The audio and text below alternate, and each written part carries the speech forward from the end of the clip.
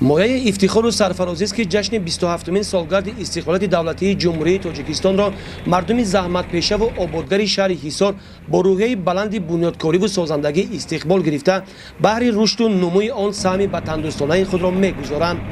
با جلب صاحبکاران وطندوست و آبادکار و دستگیری وزارت نقلیات جمهوری تاجیکستان، همچنین مقامات اجرایی حاکمیت دولتی در شهر حصار، راه‌های کوچه‌های مرکزی شهر پورا اسفالت پوش کرده می‌شود.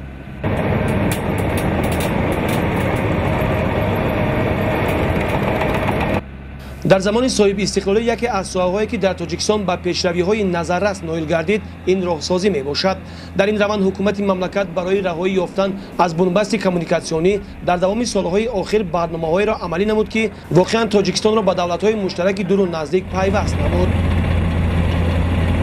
در شهر حصار بخشیده به جشن 30 سالگی استقلالیت دولتی جمهوری تاجیکستان سیاست پیشگرفته اساسگذار صلح وحدت ملی پیشوای ملت جناب عالی محترم امالی رحمان را سرمشق کاری خود نموده تصمیم گرفتیم که برای بخشیده به جشن 30 سالگی تمام راه‌های در شهر حصار بوده را از تعمیر و اسفالت پوش هم نماییم. امروز با دستگیری به واسطه وزارت نقلیات جمهوری تاجیکستان، با دستگیری مقامات اجرایی حکومت دولتی شهر حصار، با دستگیری صاحبکاران وطنی زیاده از 1 کیلومتر با درازی و پهنایی 30 متر اسفالت پوش کرده ایستادیم.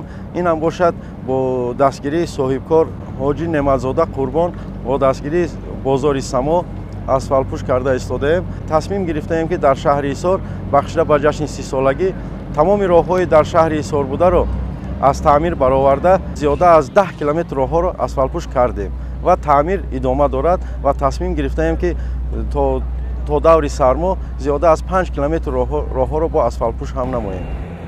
همین است که هدف اساسی سیاست استراتژی راهسازی حکومت جمهوری تاجیکستان این از بنبست کمونیکاسیونی برآوردن کشور میباشد. در این سمت مسئولین مؤسسه دولتی نگهداری راه‌های اتومبیلگرد شهر حصار نیز در نزد خود وظیفه‌های مشخص گذاشته طبق نقشه چهاربینی‌ها نیت دارند در موسم امسال تعمیر راه‌ها را براه مانند و به طلبات روز جوابگو سازند.